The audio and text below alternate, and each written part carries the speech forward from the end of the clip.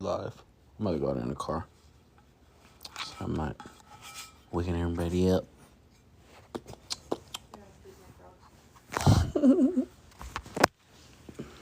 Did any more? They all still there? Yeah.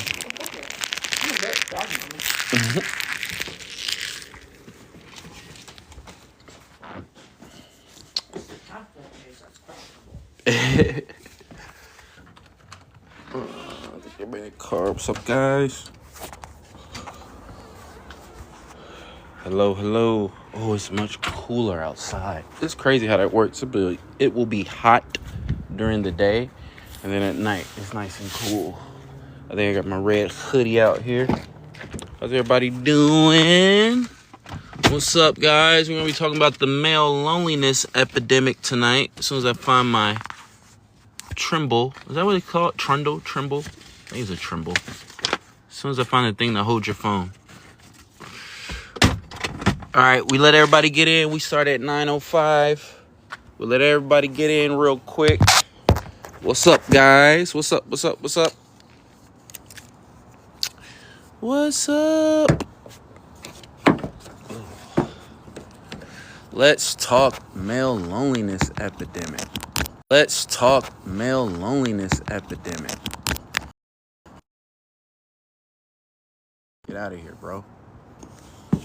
What's up, guys? Thank you guys for the support. Hey, bro. There you go. Thank you guys for the support. Everybody, welcome in Mike, welcome in Rudy, welcome in Addie. Yo, my daughter, so I have 3 daughters, okay? So let's get to know each other a little bit. So I got 3 daughters, right? Being a girl dad is nuts. I got 3 daughters. Being a girl dad is nuts. Yeah, guys, I'm going to decline everybody coming up for a little bit. We may talk at the end, guys. I think this is going to be a short one, like I do like 20, 30 minutes of talking, and then I'm going to let people up if you guys got questions. Because I think like one of the things that, so I'm 35. I'll be 36 at the end of this month. And I think one of the things that when we start talking about what's wrong with men is that we're not passing knowledge down to one another. So I don't got all the answers, but I do know, being a 35-year-old man, that I know a lot more than I did at 18, 19. And I think that is what's really going to help men. But we're going to talk about it tonight. We got 1 more minute. Ooh, a lot of people here, 129 people. I don't usually get that until like the bots show up. Welcome, guys. Welcome. We'll be discussing the male loneliness epidemic. Now, listen, y'all know me. I'm going to go for it. Y'all know me. Y'all know me now. So you're going to hear something new. You might hear a perspective you haven't heard before. But I really want to help my brothers. I want to help my brothers. 1 more minute. Ooh, guys, 200 people in here. What's up, guys? We're going to get at 9:05. 9:05, my time. 9:05 my time. I'm 60. The older I get, exactly, bro. The older I get, the less I just listen. We about to go.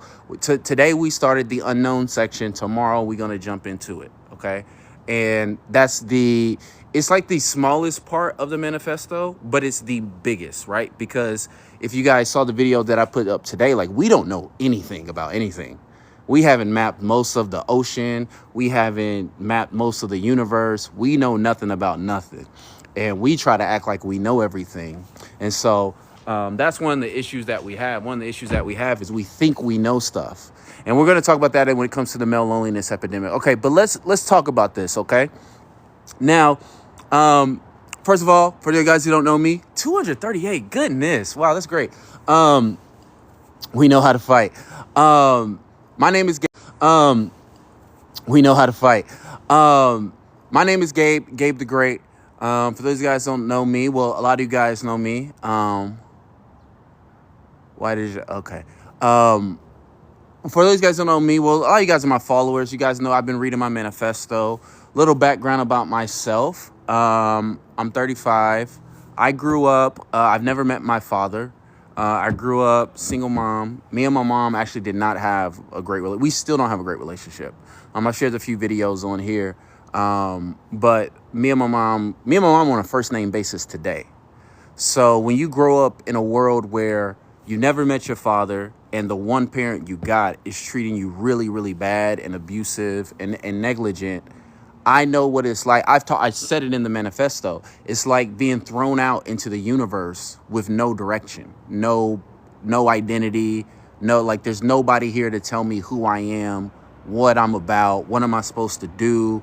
Like, my mom's 5 foot, I'm 6 feet. It's like, why am I taller than her? Why is she 3 shades darker than me? Like, I don't get any of that because I didn't grow up with my father in a poor relationship with my mom. So coming out into the world, 18, 19, I'm like every other boy. I'm searching for my identity. I'm searching for my purpose. When I was 19, I ended up joining a cult, right? So I'm not, this whole alt-right pipeline and red tube, or not red tube, not red tube, manosphere, all this stuff, I can relate to identity. And so I ended up in a cult, a Christian cult, right? Like a lot of people, it's like, I want the truth. So I want to follow God. I want to do right by God. So I joined I turned out to be a cult. And I actually worked myself up in that cult. I got all the way up to 2016. By the time I was 2016, I was leading a church. And I had been in paid ministry for a little bit. And in paid ministry, that's when I figured out we were a cult. And I'm going to tell you guys right now, learning you're in a cult is one of the most...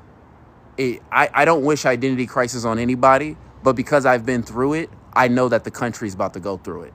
I know what it feels like. I know what it senses like. And I can tell this entire country is going through an identity crisis. So when I got out of the cult, I mean, think about it, bro. I tell people this all the time. When I was in my cult, it wasn't that I thought I was going to heaven. I knew I was going to heaven. Like, I knew it. That you couldn't tell me I wasn't going to heaven, right? If anybody was, if it was possible to be a Christian, like, if it wasn't, if how I was living wasn't the Christian walk, it wasn't possible to be a Christian, right? I'm talking, I went years without, touching myself, years without watching, the P word. I don't know if I can say it on TikTok. 5 years celibate. The first time I had sex with my wife was on our wedding night. Like, if I was converting people, I was preaching, I was leading the church. If how I was living was not the Christian walk, it was not possible to be a Christian. Okay, so when I left and I figured out that, oh my gosh, this church that I'm a part of is taking our money, and the head guy is using it to buy $1 million condos, and they're funding all these things. And then later found out there was a lot of things going on with children there. I left the first time I figured out they were doing funny stuff with the money. And believe it or not, this is not my first manifesto. You guys can go look. It's called Living in the Book of Acts Part 2. It may be somewhere out there on the internet. I think it's on my Facebook. But it's called Living in the Book of Acts Part 2. And I wrote it in 2016. And it was the first time I wrote a manifesto, really. And it was about that cult. And it was about how, we were all there believing we were trying to, save the world. And I promise all this has to do with the male loneliness epidemic. This is important. Because all this is my journey to find masculinity. Right. And I think that's what a lot of people, a lot of boys and a lot of young men and older men need to understand. It's not that you arrive at masculinity one day. And I'm going to talk about that here in a second. But to know that I'm going to heaven only to find out that my bosses and bro, it was the worldview. Like, I always tell people, I didn't leave the cult because I wanted to stop being a Christian. I would say I continued to be a Christian for another year and a half after that. That didn't lead me out of Christianity. But that identity crisis of I was convinced I was right. And I know I was convinced because the guy's a cult leader. I don't have to think I was convinced. I know I was convinced of a truth. And I know that I lived my life by that truth. And I know that I saw things happen because of that truth. I can't deny that, right? And so when you're growing up, no parent, right? When you're growing up, get in a cult. 2016, I come out. Oh, man, here comes the craziness with the politics, right? Go through a divorce in 2020. So I'm here to tell you guys, when it comes to masculinity, when it comes to being a man, okay, The male loneliness epidemic is a hardcore case of social Darwinism. And people don't like that. People want this to be about, they want to name something outside of themselves. They want to name a system. They want to name a person. They want to name a movement. They want to write all this. Guys, whether you guys like this or not, men, you will figure out how to get along with these women, or you just won't be in the gene pool. Like there's no other part about, like, there's no way you procreate. There's no way you continue to exist. And I kind of think that's messed up, because if you're alive today, that means that your ancestors survived a lot. And if you're going to sit here and tell me that feminism is going to take you out, or the fact that women are, like, you know, sexually liberated now, you're telling me your ancestors survived all the Black Plague, the Great Depression, all this stuff. Your ancestors survived all that. And you telling me you're going to be the last person to not procreate in your family because of feminism? Again, part of what I did with my manifesto was I wanted to go all the way inward. And this last section, we're going to go all the way outward, where we go, wait a second. The things that we're complaining about, the things that we're upset about, are very much in our control. I was thinking about it today. A man crying about a lack of masculinity in society is like the sun crying about a lack of sunlight, a lack of light. Right? Like, you define masculinity for yourself. There's not another man who can tell me how to be a man. How you gonna tell me how to be me? I am a man. Right? You can't tell me how to be me. And I always tell guys, don't trust any man who is on the internet crying and complaining about a masculinity issue. That is a mirror issue. There is no lack of masculinity around me. There's nothing in my life where there's a lack of masculinity, because I show up every day. And it's not about looking for a script of, oh, this is what it means to be a man. And if you look at what a lot of people, we're going to go in the car now. If you look at what a lot of men believe is manhood, what you're going to find is that men don't know how to be women, or don't know how to be men without women's approval. It's actually kind of insane when you think about it. Oh, I think my light's in the car or in the house. Let's go in the house. But it's kind of insane when you think about it, because a lot of men don't even know how to be men without being defined by women. All right, let's try not to wake up anybody. My light in here?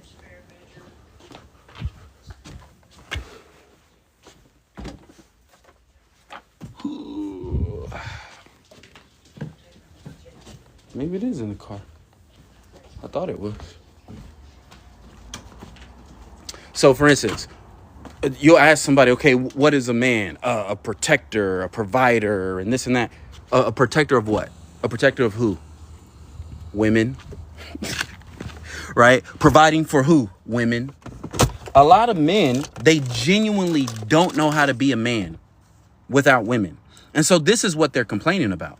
This is why they're so upset at the women. They're so upset at the women because their whole masculine identity revolves around, what do women think of me? Do women find me attractive? Can I provide for a woman? Can I protect a woman?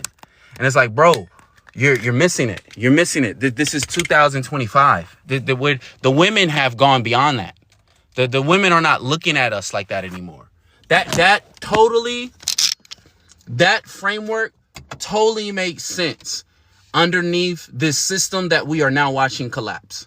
We're watching in real time this patriarchal, this elitist hierarchy crumble in real time. And a lot of us men, because we don't know how to self-actualize. We don't know how to create something of meaning. We don't have emotional intelligence, right? I talk a lot about emotional intelligence is going to be very, very key for survival going on, guys.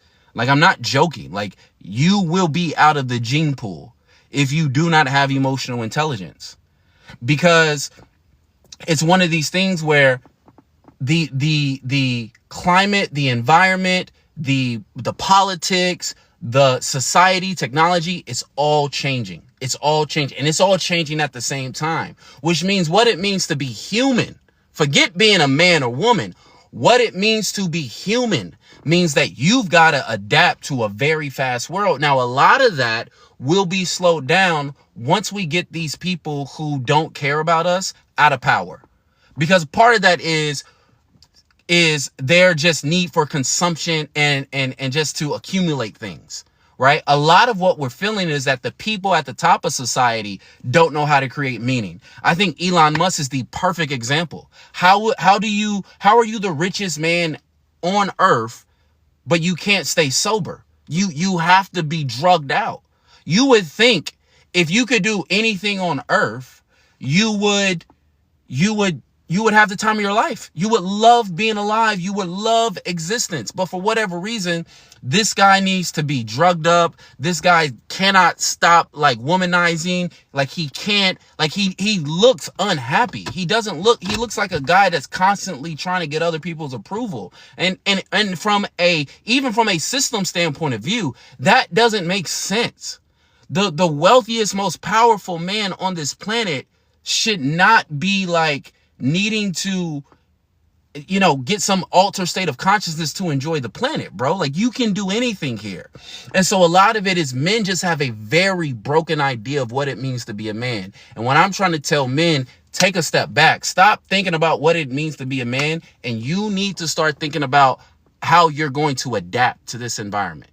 Yes, in the past, they gave you a blueprint for how to be a man. You do this, this, and this. They gave you a blueprint. I am telling you, on a go-forward basis for the rest of human history, there is going to be no blueprint on how to be a man. By the way, we are the only species on this planet that questions how to be ourselves. Lions don't question how to be lions. Beetles don't question how to be beetles. Trees don't question how to be trees. We are the only species on the planet because of our consciousness. Yes.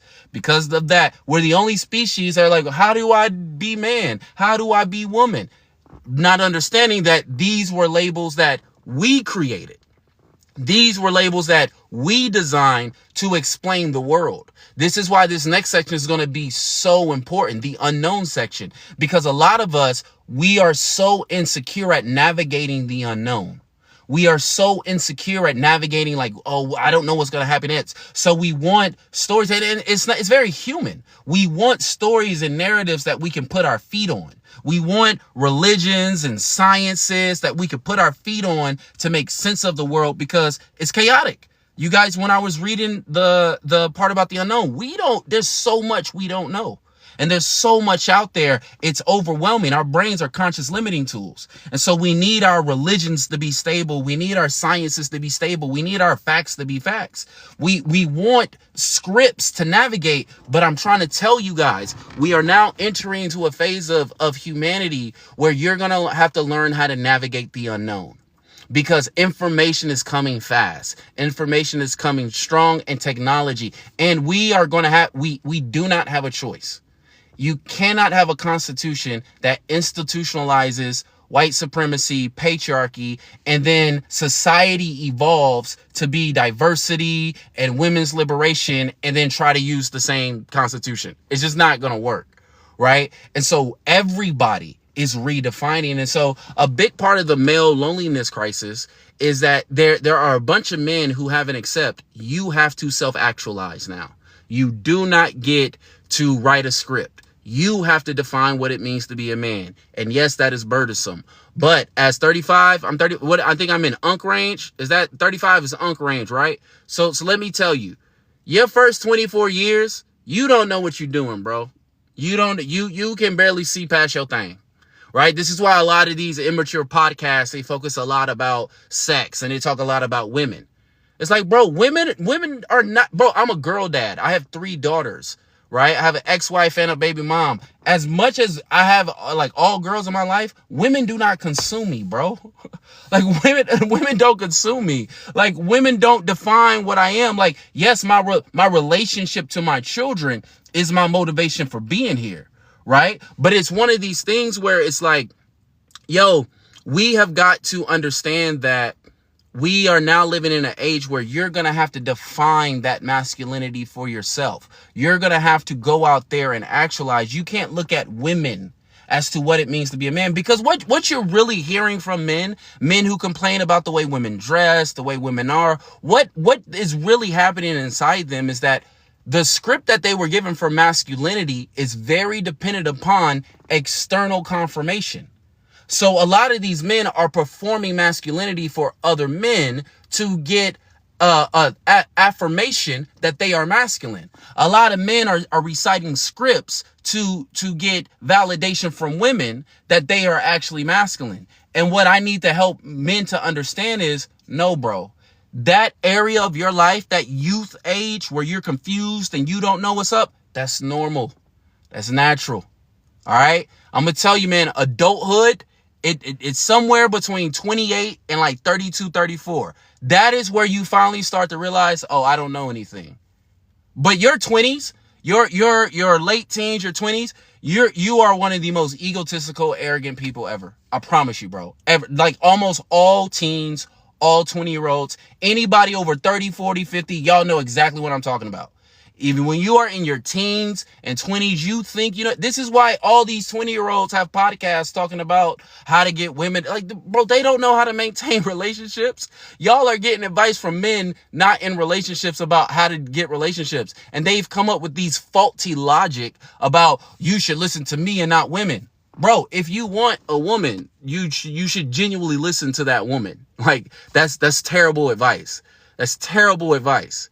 Right? The other thing is, stop trying to get women, right? You don't need women. You don't need a bunch of women. And let me tell you, when you are at a man, like a masculine guy, and you have women who are actually in your life, the needs that you have to provide for them, you don't have time for women, bro. I was just sharing with someone the other day, like, bro, I be getting like post-nut clarity before I go up to a woman now. I see a fine woman, I go, man, she fine, but like, I really don't like, I just like, cause now that I'm older, I understand the sex is not going to be fulfilling enough for what we got to engage with. I know that I'm going to have to engage with this woman on an emotional level. I'm going to have to engage on this woman with a spiritual level, right? Even if she finds me attractive. And it's like, I don't want to go through that knowing at the end of the day, the only thing I want is sex. And so part of that is emotional maturity. That's emotional intelligence. That's me regulating myself and stopping myself from doing something that is going to be damaging to me and another person. That's masculine. That's what people don't tell you about masculinity. Masculinity is self-regulation. Masculinity is you knowing yourself, going, okay, these are my weaknesses. These are my challenges. This is what I need to know. It's not, oh, Gabe did this, so I did that. Or this guy said this, so I do that. That's not masculinity. Masculinity is you working with you, trying to figure out how to be you.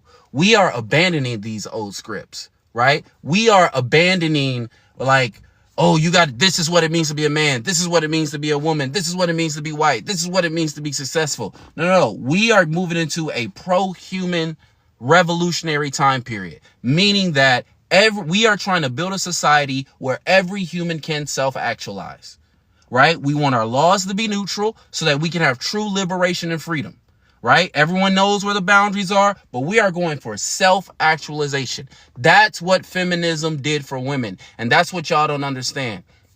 A big part of this, particularly in America, and people don't like talking about it, but it's not our fault. I'll tell people this all the time. For those who don't like talking about race, it's usually white folks. We literally did not come over here, call ourselves black, right? But a big part of this has to do with white men in particular. They are some of the most entitled people in American history, right? And it's not just white men are having this problem. Black boys, black men are having this problem. Men all across, but they're 70% of the population, so we got to talk about them, right? A lot of this has to do is because in a white supremacist structure, there is this idea that your whiteness guarantees you certain things. It guarantees you a certain level of dignity. It guarantees you a certain level of respect. That is what the country is actually built upon. Whether you think you're racist or not racist, that's unimportant. The system is what the system was designed to do. It doesn't matter if you want to try to put your story on the system. The system was not built from a feminist perspective or a black radical perspective. It was explicitly built from a white supremacist structure. And so there's this idea with white men and white boys that, hey, I'm supposed to be promised some things. Whereas as a black boy and other immigrants, we understand we aren't getting anything in this life. Like it's built into us at a young age. Right? Like the way I talk, like to this day, we still code switch. We are taught code switching in our youth and as issues of survival, right? We are taught day one, listen, you're going to have to work twice as hard to get half as much. We are taught early on, you have to self-actualize. Nobody's giving you anything. And so what happens is, it's interesting for me, like, living around it now, because I live in an environment where it's like 90% white. And guys, this is not a diss. I'm trying to use accurate words to describe this. The average white man is not this racist, I hate black people, this, that. I'm going to be honest, guys. From my personal experience, when I say the average white man, I'm talking about men. I'm not talking about 18, 20-year-olds. I'm talking about guys my age and older, 35 and up. I'm going to be honest, guys. In my personal experience, what I've seen, the average white man's life is pretty pathetic.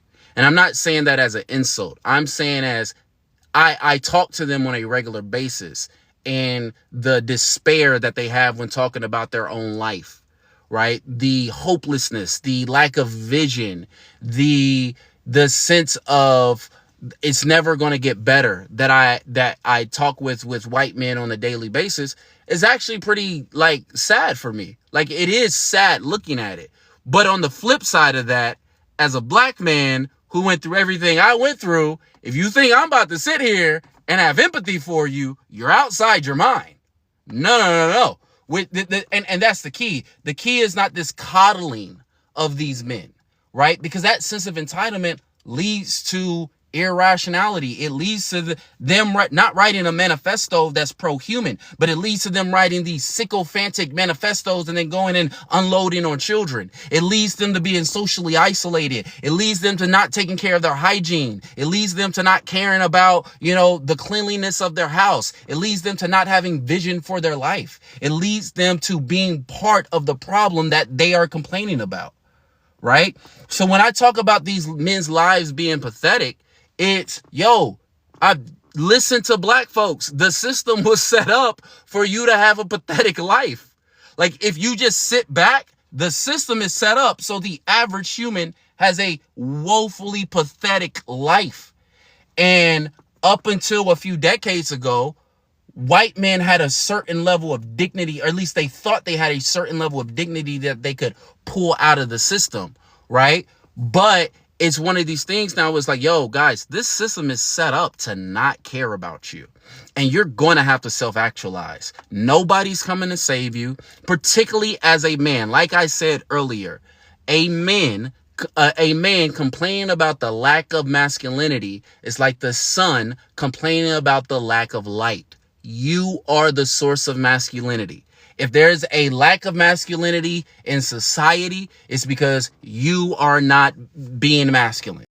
It's because you are not being masculine. One of the worst issues we have right now in the United States, we have a criminal that took over the White House. We have a leader who is unloading the military on citizens. And we have all these men who are doing podcasts talking about what's wrong with women. We have all these men who are online doing couples reactions. And we got all these men doing TikTok dances. And it's like, that is the masculinity problem, guys. That right there. You guys have no responsibility to the collective. That's the masculinity problem. All the men are for themselves. It's every man for themselves. That's the masculinity problem. The masculinity problem isn't the women. The masculinity problem is men feel no responsibility to the collective. You feel no responsibility to your community. You feel no responsibility to what's happening outside. I wrote my manifesto because I feel a responsibility to the people. I feel a responsibility to my country. I feel a responsibility to my family. You guys don't feel responsibility for nothing, so you sit and you poke holes at everything. Again, we talked about it a couple of nights ago. Don't come to me with problems. Come to me with a solution. I can get a child to point out a solution. You want to be masculine? You want to be a man? Go come up with a solution that works for everybody. It's like I said the other night when the trolls showed up. I don't worry about the trolls because on my worst day, the trolls cannot mess with me, bro. They don't have what it takes to write the Overman's Manifesto. They don't have what it takes to record Mercy for Maya. They don't have what it takes to go up against the government 1 on 26. They don't have what it takes to do what I do. And that's not a arrogant thing. That's a pull up the tape. Go to Gabe the Great on YouTube. Go click the link in the bio. Read the lawsuit I wrote. That lawsuit is a lawsuit I wrote. When I found out my daughter was getting mistreated, was because I don't know if I can say the word here on live, but when I found out my daughter was getting mistreated, you know what I did? I didn't wait for a lawyer. I didn't wait till I had the money. I said, fine, I will learn how to write a complaint. Go look at it. Go look at it. I sat down and I wrote a 106-page complaint. Totally got dismissed, but that's the spirit. I was never going to let go of that spirit. There was nothing in me that was just going to go, you know what? We'll just chalk this up to the game. No, bro, my daughter's nonverbal and autistic. You want to chalk this up to the game? No, bro, my daughter's nonverbal and autistic. You want to mess with my kids? The protocols you go through me. If you go around the protocol, I have to come see you.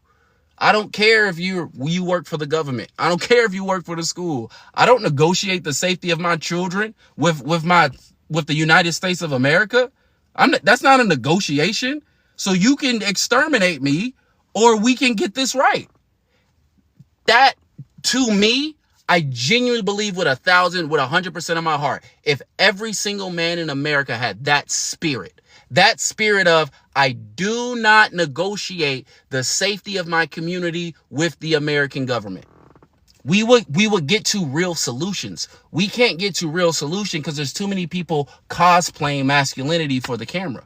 There's too many people cosplaying what they think it means to be a man. And this is why you're all lonely. You're lonely because you need to go take responsibility for the collective.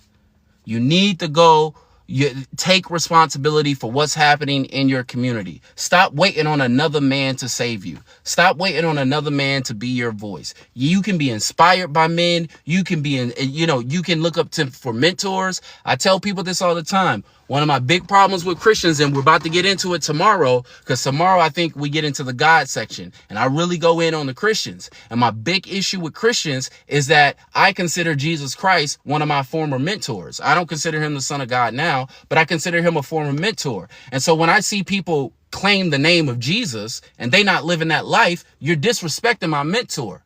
My masculinity teach me that there's honor for your former mentor, even if he's not a mentor. That's just something I create. That was something I learned from being with men and the older men and men, my peers, and having a responsibility to the youth behind me. That code of honor, that's not something that nobody's going to write that down for you. You got to learn what honor is by having commitment and having responsibility to those around you. It's like, yo, this is honor. I gotta, even though I'm not, following that, bro, I don't like how y'all use that man's name to commit bigotry. No, that's not cool with me. That's not cool with me. I have a responsibility to my community and things like that. So it's one of these things where I think for the male loneliness epidemic, guys, men, you need to understand that if you do not self-actualize, if you do not go, I am going to define what it means to be me. And that's really what that means. I will decide what it means to be me. The system isn't going to decide what it means to be me.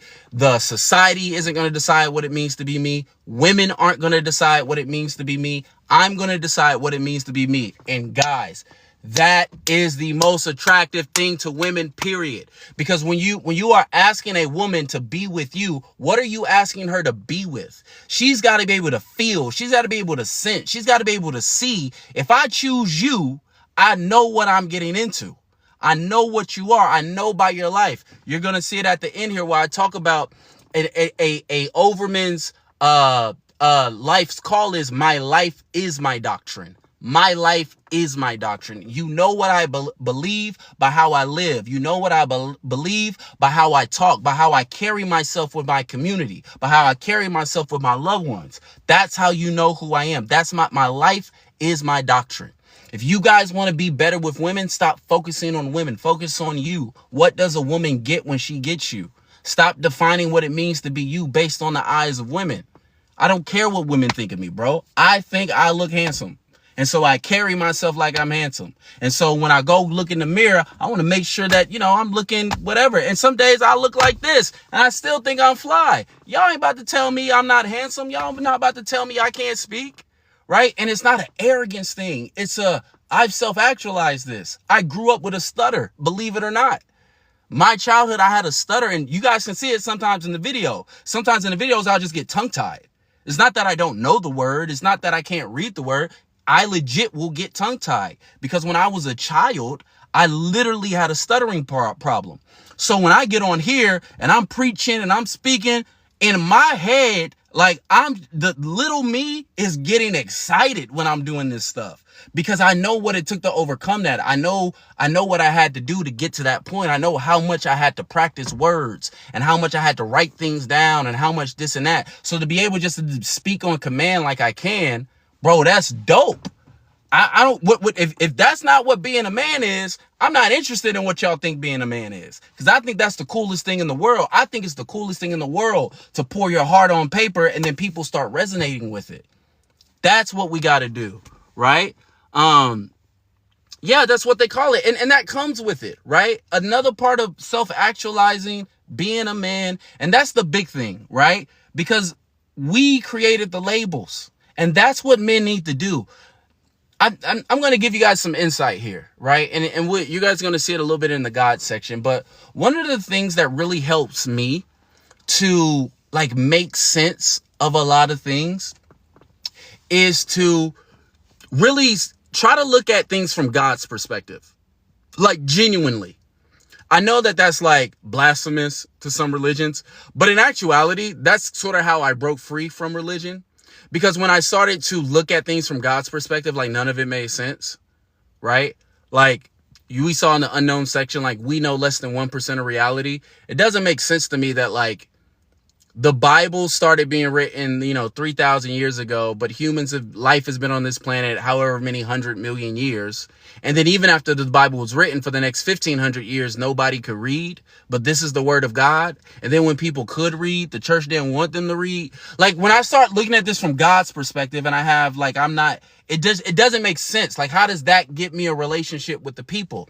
All that to say is sometimes you got to take a step back and stop making about what it means to be a man, what it means to be a Christian, what it means to be this, and go, wait a second, does any of this make sense? And at the end of the day, is the next generation just going to come by and just go erase all this anyway? Right? Get focused on you self-actualizing your life. Yeah, see, but I don't believe that. You can never see things from God's perspective. Then I can't have a relationship with him. How can I relate to someone that I can't see their side?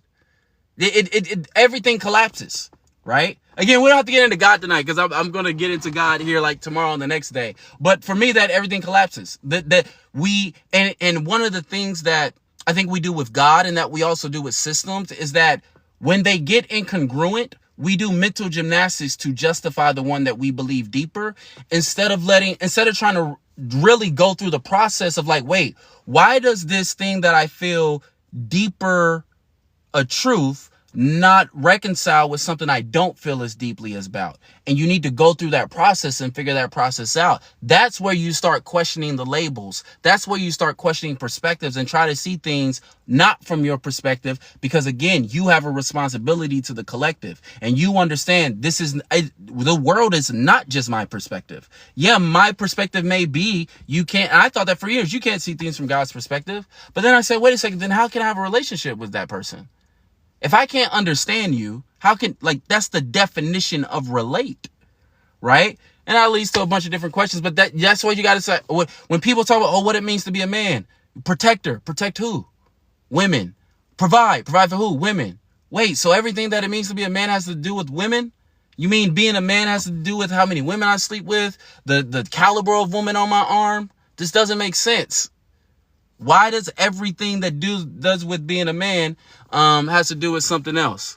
Okay. On injuries with the Bible. Listen, man, I think that's everybody. I think it's everybody. So if there's any guys who got questions here, I probably talk for a little bit longer. I just if you got question, let me know. I'll be on here for a little bit longer, but that's the big thing that I wanted to get tonight is that the male loneliness epidemic, guys, whether you guys like it or not, it is like social Darwinism. Like you will figure out how to live with these women, or you just won't be in the gene pool, bro. Like, I've already physically procreated. I feel like I spiritually procreated with this manifesto. Like, so I'm not telling you something I think. That's the other thing. You guys go to people who don't have the life that you want. I've already procreated. I already have, like, I will live on. It's not a will it. Gabe will live on through my daughters. This manifesto is affecting a lot of people. I will live on. So when I tell you guys, you need to learn how to adapt with these times, or you just won't be in the gene pool. I'm not trying to scare you. I'm not trying to be mean. It is what it is.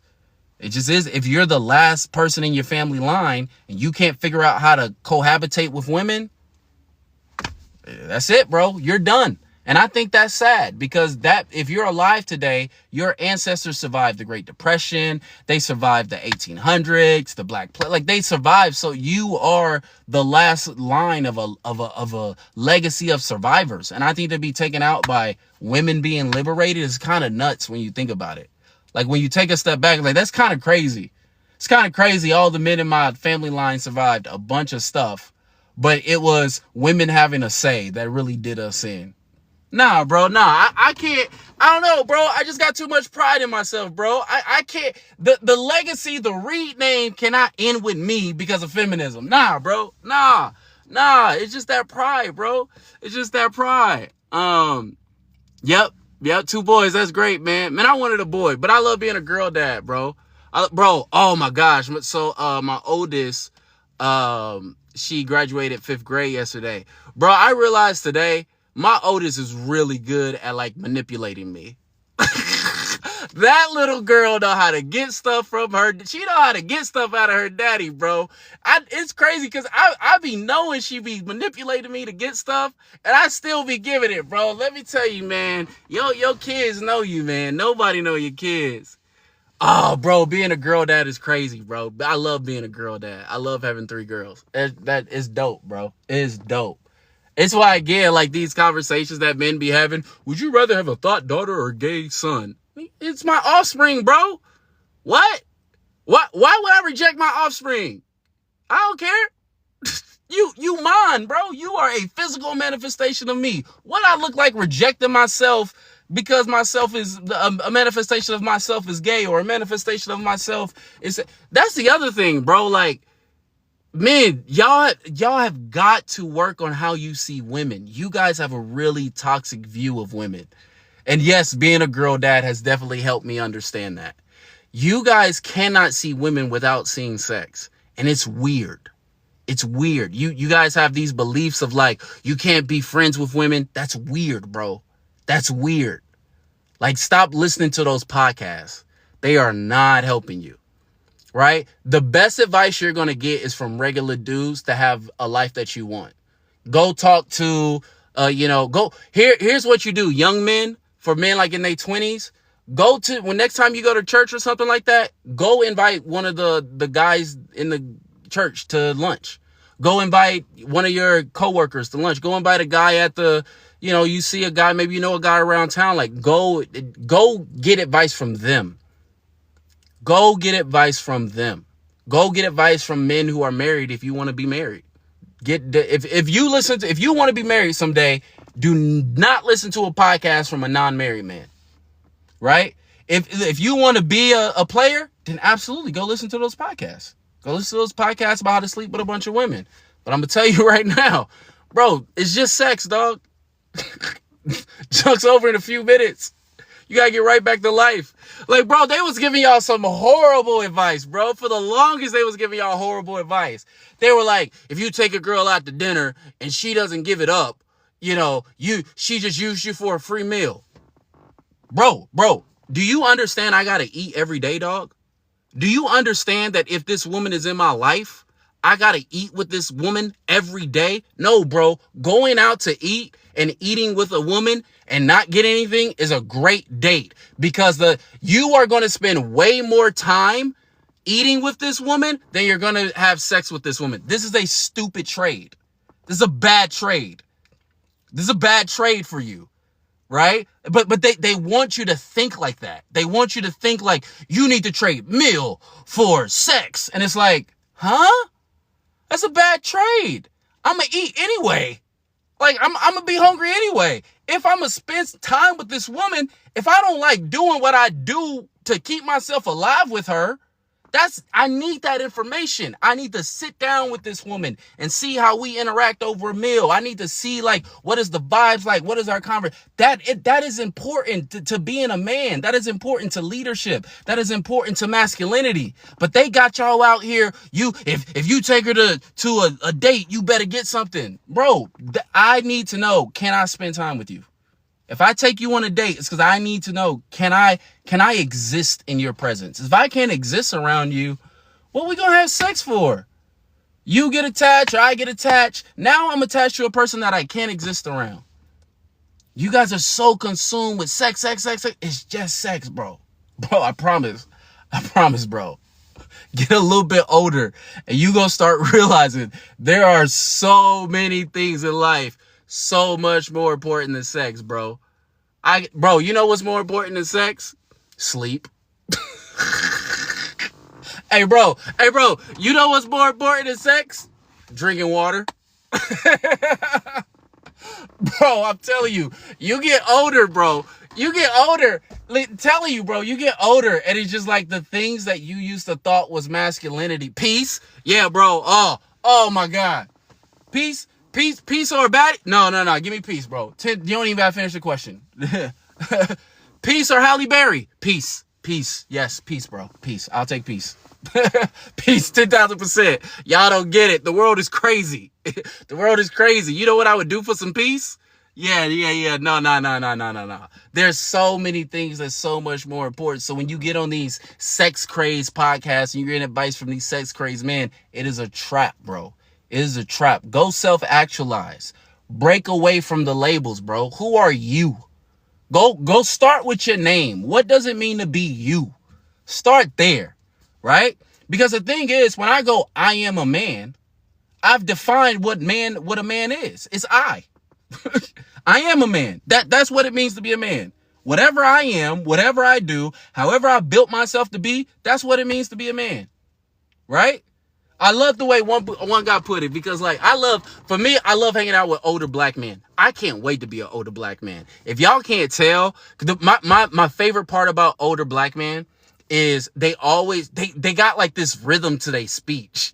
Like we know why we love Shannon Sharp, right? And they speak in these metaphors. It's like, I can't wait to be an old black man. But that's where you get a lot of insight from. And I never forget, this one guy was like, look, bro, if I'm in the big girls, then big girls are what's in. And y'all need to catch up. It was all right. But that's just where he's at. That's where he's at with his pride. That's where he's at with who he is as a man. He's like, yo, if this is what I say it means to be a man, then that's what it means to be a man. And if anybody got a problem with it, y'all can come check what I say it means to be a man, then that's what it means to be a man. And if anybody got a problem with it, y'all can come check me. means to be man is to be able to stand on your own. It means I don't need the world to confirm who I am. I don't need a woman to confirm who I am. That's what it means to be man. So get out of these labels. Get out of this, stop worrying about that. Go define you. Go figure out who you are. Go actualize who you want to be. And you'll be good from there. All right? No boxes. Thank you guys for showing up tonight, man. We'll be back here tomorrow night, 9 p.m. same time. Again, purpose of my manifesto, I want this to be a collective voice for all of us. I think, I want to start going through sections for people. So if y'all want to message me, hey, I had a question about this. Hey, can we go through this? What do we think about this? Feel free to message me with things that you want. What's up, Bosco? You back, baby? Bosco, my number one hater. Yeah, I live in my car. Yeah, so I'll be here, guys. Let's keep going. Let's keep moving. Remember, we're getting through this revolution. We are in a revolution, right? The media is going to be the last one to the party. I promise you. The media is going to be the last one to party. When everybody else figure it out, we're going to be sitting here like, all right, we good to go, right? We're going to get our nervous systems regulated. We're going to go get hobbies. We're going to go self-actualize, all right? So I love you guys. I will see you guys tomorrow night. Thank you guys so much for coming.